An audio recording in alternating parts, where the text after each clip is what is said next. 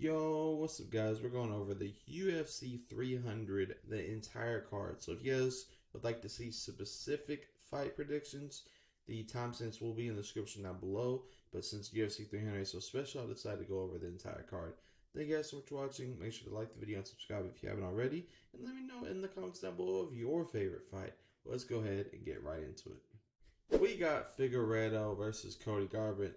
This fight would not be close in my opinion. I think Figueiredo knocks his ass out in the second round. This man Figueiredo is levels above Cody, and it's just not going to be close. Now, I do not see much grappling in this fight, and after watching previous Figueiredo fights versus Rob Font, I think Rob Font is levels above Cody, and this fight will be one for the ages, y'all. I'm taking Figueiredo, even though he's heavily favored. I am taking him every day of the week. This man Figueiredo is fast, iron chin. It's not even close. Now, I do not see much grappling coming from either of these two.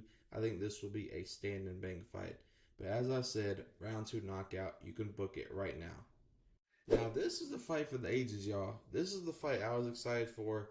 We got the legend Jim Miller coming in from UFC 100, UFC 200, and UFC 300. He's coming for the three-peat, y'all, and he's facing Bobby Dirty Green. Bobby Green, y'all, he can do his thing. Even though he got knocked out his last fight, we've seen him knock out somebody very quickly in the first round. But we know that Jim Miller got that sneaky power. He's built like a turtle, but he can throw the right hook from hell.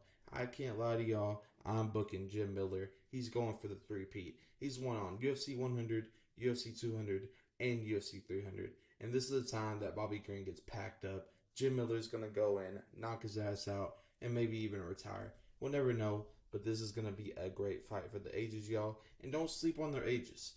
I know Jim Miller's more of an old head, but this man is a true legend in the making, and I do not care. I am taking Jim Miller every single day of the week, even on Fridays.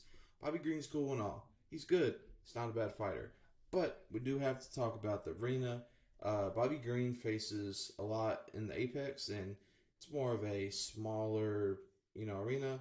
And Jim Miller also fights in the arena or the Apex, and it's definitely a smaller octagon.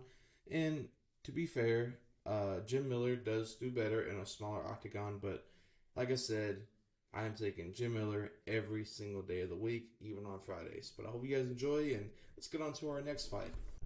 We got Jessica Andrade versus Marina Rodriguez. This fight is going to be very interesting because Rodriguez does have the 5-inch height advantage on her, but she's a little bit older, but she does have the 3-inch advantage as well. Andrade is more of a fighter where she tries to get the one hit. She tries to knock people out. She's kind of okay, you know what I'm saying? She can definitely average a lot of takedowns versus Rodriguez.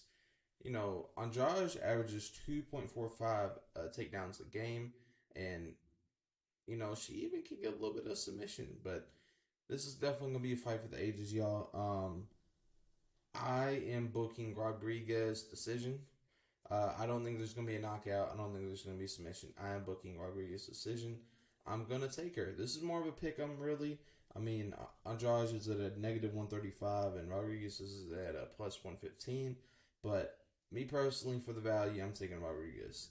I don't know what you guys think. I know this is at strawweight, so, you know what I'm saying, anything can really happen, but I am taking Rodriguez by decision.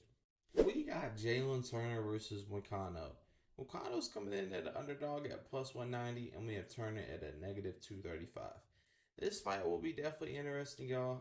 Jalen Turner does have that height advantage. We can't sleep on that at all, but we got to be honest, y'all.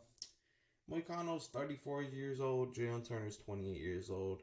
Jalen Turner does have a more higher reach. He has that 5-inch extra reach from 77 to 72. And we got to be honest. Moicano does average more takedowns, but Turner can definitely get it in. This man Turner, I am booking it a second round submission. This man is going to make Moicano tap out, and it will not be close. This is going to be a fight for the ages, and I agree. I think Turner is going to definitely take it in and take it well. All right. Let's get on to the prelims, y'all. We got Yusa versus Diego Lopez. I'm taking my man Diego. I can't lie. He has that aura about him. This man's new hyped up prospect. I really like him. He is 29 years old. He does got the inch point five reach advantage, but that's really not that big of a deal. The 2 inch height advantage, but I think Diego, he's, you know what I'm saying? I'm not going to say nothing, but I think he really can get it done. Yusuf's no chump. You know what I'm saying? He ain't no chump, but I think Diego's going to style on him. Most of Diego's fights, as you guys can tell, they don't last very long. You know what I'm saying? They don't. And, both his fights back to back, first round knockout, first round submission. It's ugly. It can get really ugly real fast with Yusuf. Now, we gotta be honest, y'all.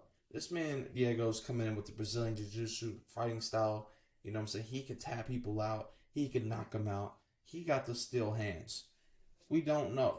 You know what I'm saying? I'm taking Diego at that minus 140. That is very, very, very good value. I can't lie. I'm booking it every single day of the week. And it's not close.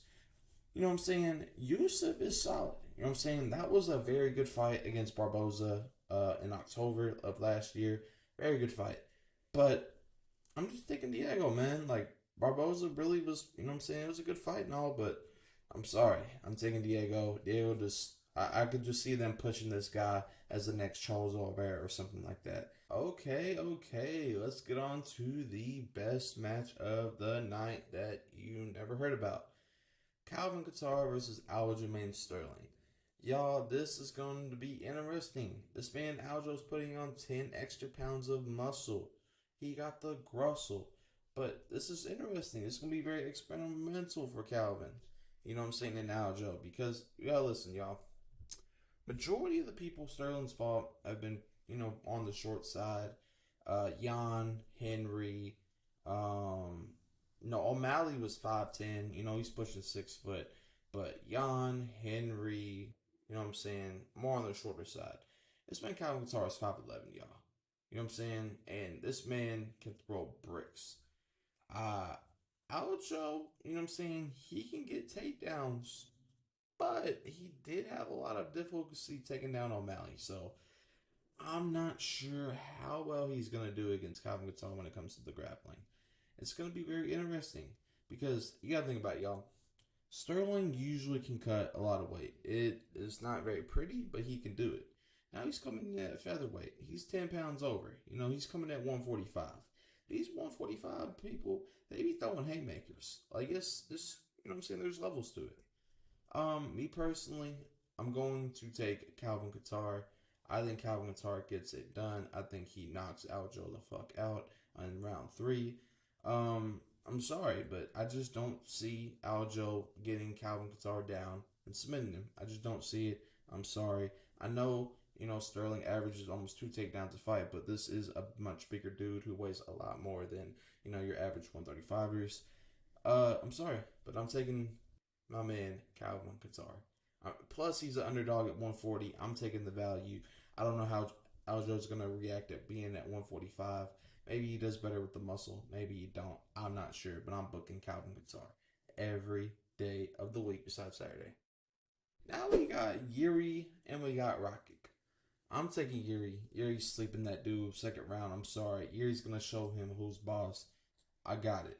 Yuri, I don't understand the sleep on Yuri, y'all. He got caught up with Pereira, but this man Yuri is such a good fighter. He almost has the whole package. Plus, I read a little report. This man Yuri's in the mountains, sleeping in the dark. You know what I'm saying? He hasn't even opened his eyes, to train. Like he's doing his thing. I mean, the way he was able to sub Glover, beat Dominic Reyes. You know what I'm saying? He is good. He's a good fighter. I know he was coming off injury, one of the most gruesome injuries in fighting, but you know what I'm saying? He did put up a good fight against Alex Pereira, but obviously Alex Pereira caught him off guard. I'm just hitting him in the back of the head. But even so, I'm taking Yuri. I'm sorry, every day of the week, even on Saturday. This man, Yuri, is a beast. Now, I'm not going to sleep on Rakic. I'm not going to sleep on him. But, Jan did knock his ass out, you know what I'm saying? And he really hasn't fought that much. He's fought 3 fights. He's taking a break, too. This man has not fought since 2022, and we are in 2024, y'all. So, I'm sorry, you know what I'm saying? Yuri will knock his ass out cold in round 2. Maybe round 3. But for sure is not going to decision. I am taking Yuri. All right. Let's get into the main event. It's gonna be quick. Bo Nickel versus Cody Barnage. I'm taking Bo Nickel. Simple. Bo Nickel's not losing. This is more like he's getting fed to the wolves. Cody is literally getting fed to the wolves. Like this fight. Like I don't understand why Bo Nickel is literally the most favorited fighter ever. I've never seen odds this crazy before. Negative 3,000 for Bo Nickel, y'all. Negative. I know, obviously, Cody's, much, much lower than Bo Nickel, but still, when it comes to fighting, I think I know there's skill and stuff, but sometimes it's like a flip of the coin sometimes. And, like, Cody, he knocked his previous opponent out, Reese, and there was a DQ in his previous fight in 2023, but he did lose to Cedric. Was very interesting. I didn't know that. Wow, okay. But even so, man, Bo Nickel is a beast. I don't know how he's going to approach this fight. I could either see a first round finish by submission or first round finish by KO. I mean, we obviously seen Bo Nickel knock the out of Al Woodburn, and he submitted Jaden Pickett. Yeah, anything can happen in this fight. Bo Nickel's obviously not going to lose, and is going to be one for the ages. It's going to be a quick fight. I wouldn't want to miss this. So if you got to use the restroom, you got to grab some food, you don't want to miss this first round finish because it's going to take a minute to get to the next fight. So y'all make sure to get your ass in the seat and watch the damn fight because this shit is going to not be close. We got Charles Oliveira versus Armin. Charles is coming in at an underdog, which is kind of crazy at a plus 185 versus the negative 225 at Armin. I think Charles shows him who's boss, y'all. If Armin tries to take him for a takedown, he might get him down one or two times, but on the ground, I'm taking Charles every day of the week, and it's not close. Charles will submit this dude if they just lay on the ground the whole time. Charles also has the striking. Let's not forget about it. This man Charles is 61.996 significant strikes, and he's accurate too. And he can get more takedowns and more submissions. Like, this man Charles is not no slump, bro. And he's coming back for the belt. He wants that belt back, so he is going to beat Armin's ass. As you guys can remember, he knocked out of Darush. Now, we're not going to sleep on Armin, though. I can't lie. He is coming in a favorite. So it's not a favorite for no reason, y'all. But he did knock out Darush. They both just completely destroyed Darush. Obviously, Gamrot did go 5 rounds with Armin, and he lost by ultimate decision. But even so, I believe Charles is going to come back and whoop that ass. I can't lie. I'm going with DuBronx. DuBronx by decision, y'all. I'm going DuBronx by decision. All right, y'all. This is probably one of my most favorite fights of the night. I think it's going to be a slobber knocker. It's going to be, you got to put your ass in the seat right here, y'all. I'm not, no piss break, no shit break, no nacho break, nothing. We got Max Holloway versus Justin Gaethje, the biggest motherfucking match right here, y'all. I can't lie. Max Holloway's coming in that underdog at plus 145 versus Gaethje at minus 175. Now, we got to think about this, y'all. This is a lightweight, okay? Max is usually fighting at 145, y'all. So he's going to be fighting at 155. 10 extra pounds of muscle. We don't got to worry about durability. This man Max has an iron chin. He be throwing them punches. This man Max is going to go to decision with Gaethje, but I'm not sure who's going to win. This is going to be a real toss-up because I know Gaethje can throw them leg kicks. I know Gaethje can knock people out. Gaethje is basically a CTE machine. Anybody that fights Gaethje most of the time gets CTE. I can't lie. I'm not even just saying that about Tony Ferguson. He knocked the fuck out of Dustin Poirier. Yeah. But listen here, y'all. Listen here. Max Holloway can throw them punches, y'all. He can knock people out. Now, I know the, apparent thing is that Max has pillow hands and he can't knock people out, but he can put some damage on dudes. Obviously, Gaethje is a power hitter. Even Khabib said that, Gaethje's throwing, fists like truck or whatever. But this is such a hard fight because I like both of these fighters. But I'm going with my heart, y'all. I'm going with my pick, my soul. I'm going with Justin Gaethje. I think Gaethje takes Max to decision. I think it will probably be close, maybe like 30-29 or 30-28. It's not gonna be, not crazy, but um, I am taking Gaethje though. I can't lie. It's gonna be a close fight, but I think Gaethje just gets it. Max does have the speed. He does well. I don't know actually, because 10 pounds of muscle does make you a little bit slower, but it's gonna be very interesting. Now, it's gonna be very interesting. But looking at y'all, Gaethje by decision is GG's. Come on, book it. Put all your money on the line. Gaethje by decision. Simple as that. This fight is gonna be very quick. We got Zhang Weili versus Yan. Uh, Zhang's just gonna win. Okay, I'm sorry, not gonna be close. Zhang is a hell of a fighter. I know they are both 34 years old. Both have the same reach, ironically. I know Yan has the 1 inch in height advantage, but this girl Zhang is a beast. Every time I watch her, she puts on a show. I can't lie. Um, she's beat Lemos. She's beat Zaparza. You know what I'm saying? She is the champ. She is the champ. You know what I'm saying? That Muay Thai, that striking, is not close. It is not close at all. Now, Yan, let me preference this, okay? Zhang is at a negative 525 favorite, okay? Yan is at a plus 360. Obviously, Vegas knows something, y'all. All right, obviously Vegas knows something. She's heavily disadvantaged when it comes to the odds. She did knock out on Josh, and she did beat Mackenzie Thurn by majority decision. But even so, I'm sorry. I'm booking my girl Zhang Weili, Chinese legend. Now here's the thing, y'all. If I'm booking UFC, I would have booked these people in China for the Chinese, the Chinese card. I understand that they need fighters, but obviously both these fighters are Chinese. I think it would have been more special if they would have booked them in China. But even so, we're booking Zhang Weili by decision. Let's get it. She's gonna win. She is going to retain her belt. We got Alex Pereira, y'all. He is a favorite at negative 130 versus Jamahal Hill at plus 110. This fight is going to go one or two directions, okay? Either Alex is going to snipe him with his left hook from hell. Now, obviously, we know Jamahal Hill can take a fucking beating, all right? We've seen him versus Glover. Obviously, he can knock Glover out. I'm not glazing, but I'm just sitting out the facts that Alex somehow, some way, on the feet is pretty much a beast, incarnate. We've never seen anybody like him, at least in my own personal experience. You know what I'm saying? This man is literally Satan himself. Like, God damn, he be sending people to hell. But listen here, y'all. I think if it becomes a real war, strike for strike, we haven't really seen, besides, Izzy, we haven't really seen people really test Alex's chin. The way he fights is a little bit awkward. He leaves his chin a little exposed. He fights from the bottom. Jamahal Hill can throw some damn strikes. But we gotta be honest, y'all. We gotta put, everything in the calculations.